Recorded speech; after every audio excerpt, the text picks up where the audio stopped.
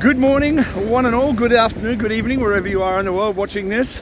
Welcome along to the beach this fine Saturday morning, the 23rd, sorry, I'm losing days here. 23rd of January 2021. Welcome along. If it's your first time here, welcome. So glad to have you along for the journey. And if you're a returning subscriber or a guest, wonderful to have you here also. I've come down here today to Sizewell Beach. Beautiful spot on the Suffolk coast. But in the background here, you will see the Sizewell nuclear power station. And I have a very specific reason I brought you all here today. Now, if you haven't been following my channel, I'd advise, well, purely because I want you to go and see the other videos, that you have a look at the videos from the start of the series. This is a series I've done that they do all link together, all the subjects. And today, I'm going to try and tie all those things into a nice little bow. I mean, the last video I did sort of tried to point out how I see the media influence on it. Today, we're going to look at the big picture and see if I can tie all these threads together. And I think you're going to be surprised. And there's a very specific reason why I brought you the nuclear power station today, because I'm going to be informing you of things that you may not know about. I hope that you do, but I guarantee you, you probably don't. And I will be linking what I'm going to be talking about in the comment section below, so you can check it for yourself. Now, let's get started. So today, we're going to be talking about the influences of the world and why the world is in the peril or the crisis that we apparently are in. Now, I've said before in one of my other videos, my parents were both in the military. My mum and my dad were both in the Royal Australian Air Force in Australia. My mum was in for 10 years, my dad was in for 20. Very, very proud to serve their country. Very, very proud military people. When we were kids, we moved around with our folks to different military bases where they were stationed. So I grew up being a military kid. You know, we were at the Air Force base all the time. We got to sit in C-130s. We got to sit in Chinooks. I mean, it was amazing. Amazing childhood being around the military all the time. Now, I bring this up for a very specific reason. I mean, what's the military got to do with nuclear power stations, you might ask? I'm glad you did. So, for those of you who don't know, the military has one of the largest R&D budgets in the world. Every military, especially the American military. Now, the R&D, research and development, for you who don't know that term, research and development. So they spend vast amounts of money and time and people on research for new technologies. So the technologies that we know about, like the aircraft and the ships and the cloaking technology, all those kind of things that we know about, like the ships that fly around, the planes that fly around and the ships are on the ocean, that's what we see as the cutting edge of technology. It's not even close. Not even close to what's available here on this world. In this plane of reality, if you want to call it that. So, why is it that we live in a world where we have everything's a crisis? Climate crisis, because the climate's in turmoil, because of how we produce our electricity, how we run our cars. Global warming is based on us and the way we produce electricity. Okay? We also have a food shortage crisis, apparently, even though half of all the food that we grow in the world right now is thrown in the bin. Half of the world is constantly on a diet and the other half starving. How does that make sense? And I know there's going to be people watching and going, well, that's capitalism. It's not. It's crony capitalism, completely different thing altogether. So there's so many things that we're told are in crisis. We have too many people, we're told. Overcrowded, the planet's overcrowded, there's too many people, we can't produce enough food. The list goes on and on and on. It's fear, it's panic, and we're constantly bombarded with these messages of crisis every single day to keep us in a state of fear. Now, if you don't know why, then go back, have a look at my other videos and you'll see. Now, the military has technology that we don't know about, okay? There's lots of people who see UAPs, unidentified aerial phenomena, they call them, instead of UFOs nowadays. UAPs. UAPs is the military term. Unidentified aerial phenomena. What we see as those, most people would see things moving in the sky or moving at rapid pace that they've never seen before, thinking it's alien technology. I think most of the time you'll find that it's actually military technology that no one knows about. Now, that's a bold claim. I hear you say, oh yes, but we've heard all this before. Well, there's what I'm going to tell you today will shock you. It should shock you, and it should also make you very, very, very, very upset. After you get past that upset, then you realise that the world isn't on a trajectory downhill. We're not all going to hell. The world's not going to end tomorrow. Right, so the US Navy released 3 patents. Okay, now if you don't know how patents work, when you submit a patent application, you have to submit either a detailed drawing of how the device that you're talking about works, or a working model of that device. You can't just submit a patent and say, yeah, this works. It has to work. Okay, so the US military has just released 3 patents. Okay, now these 3 patents are going to change the way that we view how we live here on this planet, in this plane of existence, in this reality. It's the most bold thing that I've seen in my life. These 3 patents, the first one is an electricity generation device called a zero-point energy device that produces electricity for next to nothing, for free. Obviously you have to build the machine. And it produces the equivalent amount of a normal nuclear power station. What a normal nuclear power station does in a year, produces in a day. Sounds bullshit, doesn't it? Have a look at the patent, okay? Now this thing is the size of a small car. Okay? Now that's the first patent that's been released. Don't worry, I'll link the patent in the description, so you can call me bullshit all you like, but go and read the patent. It's real. The second one that was released was all that power. That's wonderful, but what are you going to do? How are you going to transfer that power from point A to point B? Because as we all know, when you transfer energy, you always have heat loss as one of the losses of that power generation, or power moving, energy moving from point A to point B. So the second patent that was released by the US Navy is a room temperature superconductor. Now what would happen normally is if you have transferring that much energy and moving it around and producing that much energy would produce vast amounts of heat. But this doesn't, because it's a superconductor. It doesn't lose much heat, so it operates at room temperature without overheating. Pretty impressive, amazing. Okay, should we keep going for the third one? Because this one's going to really blow your mind, and this is the real deal. Okay, so you've got virtually free, unlimited energy generation from a small compact unit that's available right now. It works. It's a working thing that they can use. Okay, room temperature superconductor. The third one is anti-gravity flying machine. So if you combine free energy generation, superconductor, and anti-gravity, what do you have? A vehicle that can travel faster than the speed of light. Sounds like hyperbole. Sounds like bullshit, right? Go and have a look at the patents. I'll link all 3 down below. Now, we have this technology. It is available right now. And it's just been released by the US Navy. Why would they do that? Why now? When we're at a point of crisis. Now all I hear from everybody is, oh, we have to save the planet, we have to act, and we have to do this, and if we don't ban fuel and we don't do this and we don't do that, then the world's going to end. It's bullshit. All of it. Everything we see is a media controlled narrative designed to keep you in fear, because we're told that there's lack in the world. We don't have enough food. Bullshit. We produce more than enough food right now to feed the entire planet. Everyone on it. We're also told that the planet is overcrowded. There's too many people.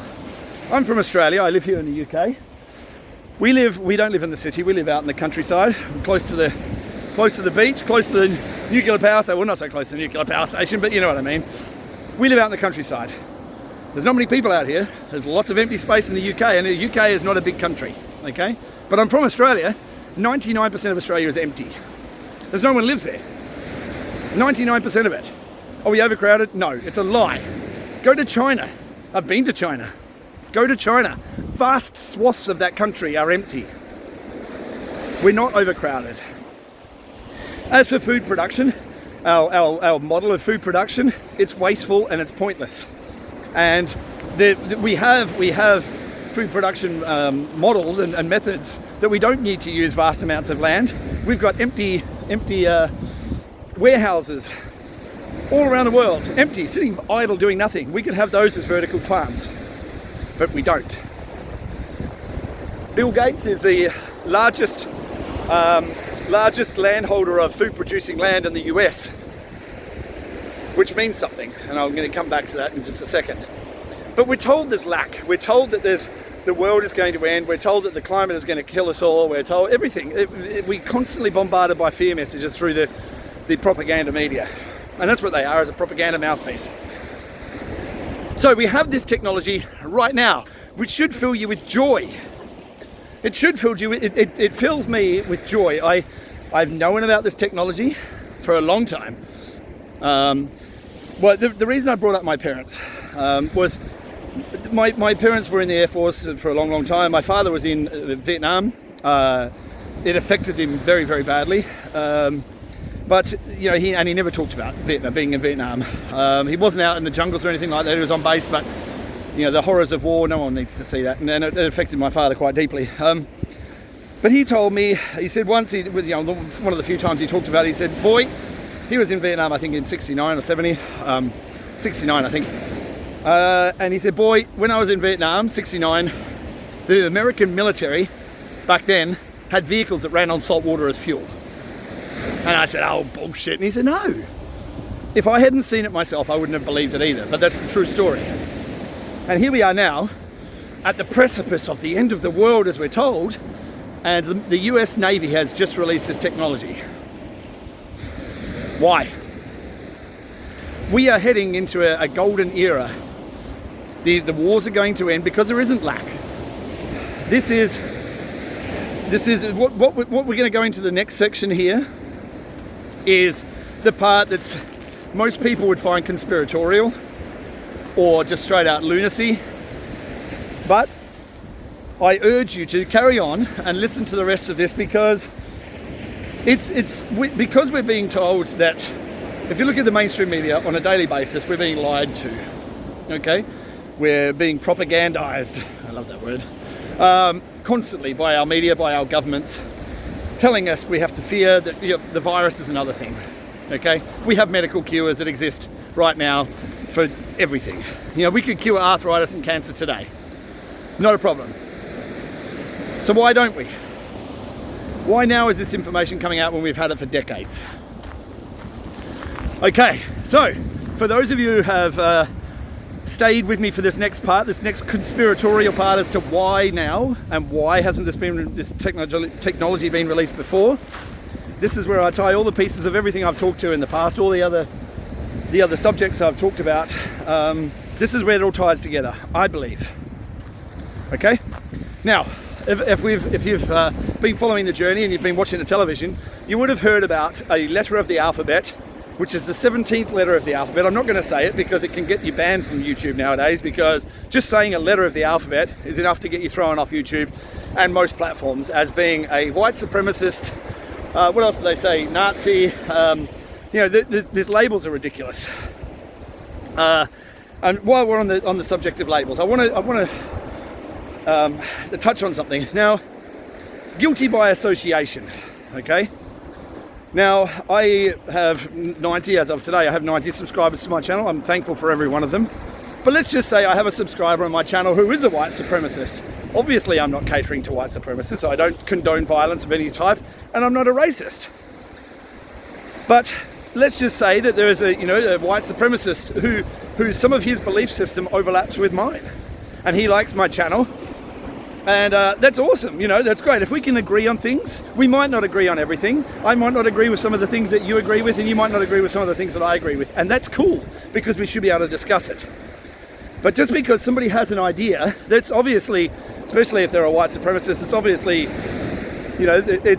they've had some tough things in their life, maybe some bad influences from their family or friends or whatever, then maybe they've had some bad experiences in their life. I'm not here to judge people.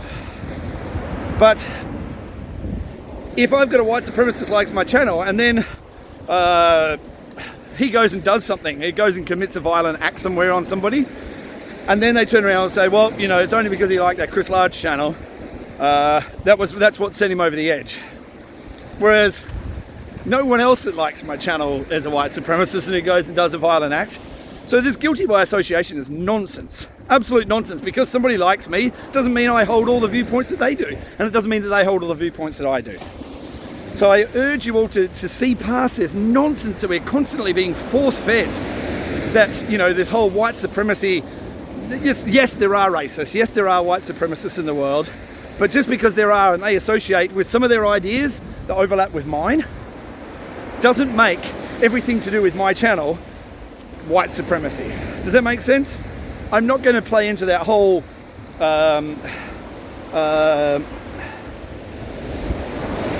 guilty by association argument. It's like Jeffrey Epstein. I'm sure that not everyone that knew Jeffrey Epstein was a paedophile, but I'm sure that everybody who associated with him is now guilty by association because he was a pedophile. Convicted pedophile, best friends with Prince Andrew, by the way. Then you have another convicted pedophile, well, not convicted actually, because he died before anybody found out. That was a guy called Jimmy Savile, who was not only a pedophile but a necrophiliac as well. Worked at the BBC for 30 years, also best friends with Prince Charles, and he was knighted. Okay, so that's the media not telling you anything. But the whole guilty by association thing is reprehensible. So, that's knocking down that subject. So, this whole 17th letter of the alphabet thing, this Q, and I'll say it now because we're 17 minutes in, this Q phenomenon that everyone's been talking about, I urge you all to go and read the posts, because it's so easy to judge something because somebody else told you, oh, it's white supremacy, it's racist, it's whatever else the news sources have said it is. I urge you to go and read it for yourself and make your own judgment. That's all I'm going to say. Read it for yourself and then decide what you believe. Because I've done it. You know, I've done it. Whenever there's something that's, especially if there's something that's controversial, I want to look at it and make my own judgment rather than relying on somebody else's opinion. We should all do that. But instead, what we do is we say, well, you know, I was told that's the case and that's the case, and that's ridiculous. So, what's been happening since 2017 is this letter of the alphabet was dropping breadcrumbs on, it started out on a message board called 4chan and went to another message board called 8chan. It became 8kun, K-U-N that is. So these messages started to come out, and it was all about what had been happening and the influence of powerful, wealthy elites and royalty over the way that we live. So this is, as I say, this is where the conspiratorial part comes in, because we've had these technologies that could benefit the world. We have 3D printing technology. We can 3D print food. Okay? We can 3D print organs in your body. You know, we have technology now that means that we don't have to live the way that we are. We don't have to be stuck down with this bullshit virus, because we have medical advancements that means that we don't have to live this way. But we still do. We have the technology that means we don't have to rely on oil and bullshit nuclear power stations like this. But why do we? Why are we still there? Why are we still living where we are, living in fear, and told constantly we don't have the technology to improve the world that we live in? Who controls the technology? Now, from everything I've read and tried to understand about who this letter of the alphabet is, or who they are, everything I've seen points to military intelligence. Now, Q, the letter, is the highest level of intelligence clearance that you can have in the military. I think in everything, actually. So that's the highest level of clearance of intelligence that you can have. So what these Q drops, what these drops have been leading to, these breadcrumbs have been leading to, has been about disclosure of information, disclosure of technologies to the general public. Because the only way that we can get to a point where we're all moving in one direction for the same common good for us all is to unite people behind a common goal and not have people fighting with each other. And we're constantly divided and conquered by these people that want to keep us exactly where we are, because they're benefiting from keeping us exactly where we are, which is slavery. Okay, you might think that's crazy. Think about it like this, okay? If I'm born into royalty, right, which I can't be because I'm not born in the right family, but if I'm born into royalty, I never have to work another day in my life, ever. I never have to do anything, ever. Why? Because I was born into the right family that controls all the land, all the power, the wealth, everything. Now, how did they get there? How do they control that? Where did that power come from? There's a lot of history that's been written, and there's a lot of history that's been covered up. But all through history, there are things that have been messages, pictograms of information that tried to educate the people of the future from advanced civilizations that lived before the one we currently live in. Sounds crazy? Of course it is. But then again, you didn't know that we had anti-gravity flying machines that we, the people, have in our possession right now. So I want you to suspend your disbelief for a short period of time while we go through this. Now, if the wealthy elite have been keeping this technology under wraps for decades, why now is this technology being released? Why now, when we're at the point of desperation, is this being released, and why is it being suppressed? In order to keep you and me doing what we do, going to our jobs every day, busting our asses, just in the rat race every day, in order to keep that system going, in order to keep the system of money, which is centrally controlled, in order to keep that system going, you have to keep people living under that system that enslaves them. And that's what's been happening. The fear, the worry, the doubt, the end of the planet, too many people, not enough food, energy costs are higher, oil prices, oh my God, we're going to run out of oil one day in the future, the wind farms, how we're going to produce our electricity, all that is fear to keep us exactly where we are. Now, we had people in the military intelligence, that were interacting with this technology every day and using it. And while they were bound by their code of, they're not allowed to talk about secrets of the technologies that they have or anything like that, because it's national security. But when you have these same people, and they are people just like you and me, people in the military are just ordinary people. People go and join the military because they want to serve their country. They're patriotic. They want to make sure that they can defend their fellow man. We all look at people in the military as, oh yes, they're just going over to other countries and killing people. Of course there are people like that, but the majority of the people in the military, they want to be there to defend their country. They want to defend what they hold to be true. And the people controlling the military, I'm not talking about some of the upper generals, yes, okay, they're warmongers and they want to go to war, but the people who really control the military are the politicians. And the politicians are warmongers. They want to keep us in fear. They want to keep us going to war. All this nuclear threat. Oh my God, North Korea, China, it's nuclear threat, it's a war. So there is a system of control that's in place. Now, the high-ranking military people in this organisation that's releasing this information is doing it because they've seen all the people of the world suffering under this technocracy, autocracy, this centralized controlled system by a very few powerful, wealthy people like Bill Gates, who now owns the majority of the farmland of the USA. This is a guy who's pushing for GMO food that's toxic. This is also the guy that says we need to reduce the population of the world, and he's also the guy that's pushing vaccines hard. So if you tie all those things together, a guy that wants to depopulate the world, he's also producing toxic GMO food and promoting vaccines. He hasn't got a degree in anything. He's not qualified to talk about anything. This is a guy who apparently wrote a software, Microsoft programs, that can't keep a virus off a fucking computer. And he's talking about keeping a virus out of the whole world. Please, shut the fuck up, Bill Gates. You're an idiot. Sit down, shut up. Who is allowing this guy to do what he's doing? He's one person. Why is he all over the media? Why is he telling governments of the world what to do? Why is he instructing the the WHO. Who the fuck is this guy?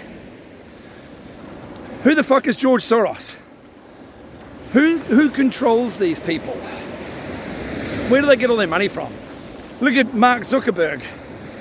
Cyborg, not human. Who's Mark Zuckerberg's wife? Where's she from? China. Look at Dianne Feinstein had a Chinese spy working for her. Look at Swalwell was banging Fang Bang Bang, a Chinese spy. Who's in control of these people? Now, if you go back in history, from ancient Sumeria, you had groups of people that left Sumeria, travelled up through Europe and went to Russia until they were expelled. They were called the Khazarians, okay?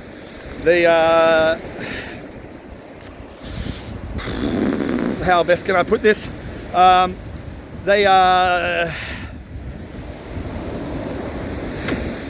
They don't look upon humanity the same way that we do. We are food to them, literally. And I mean that in the very literal sense, okay? 2 million children go missing a year. Where do you think they go?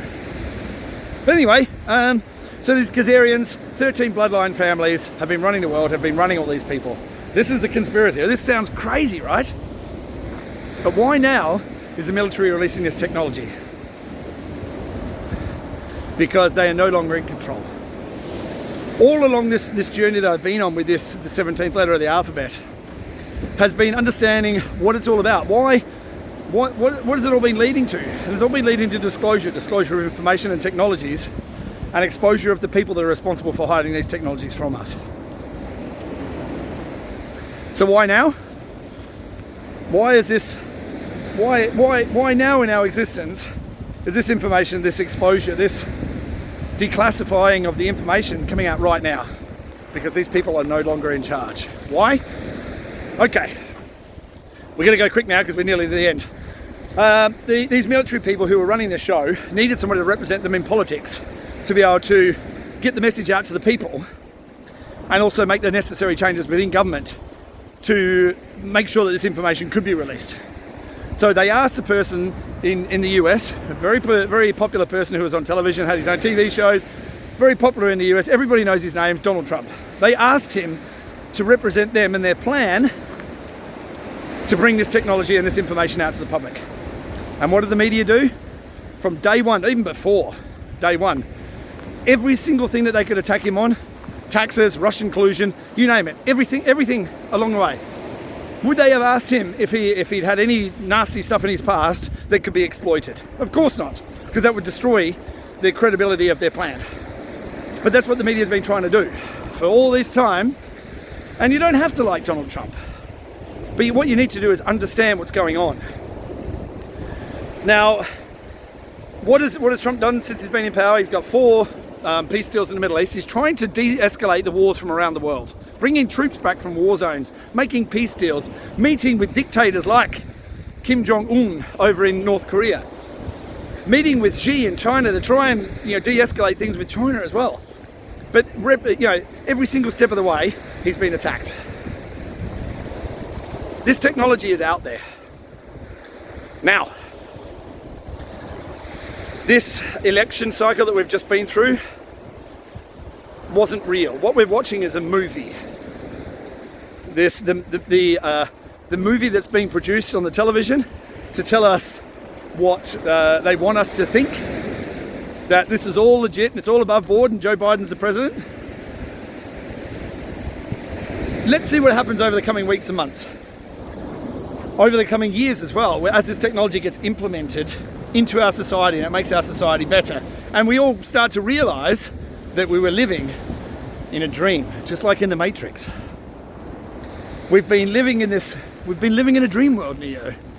And it has been. But now it's time for us to wake all up, or for us all to wake up. And that's what the message behind this 17th letter of the alphabet has always been. The Great Awakening.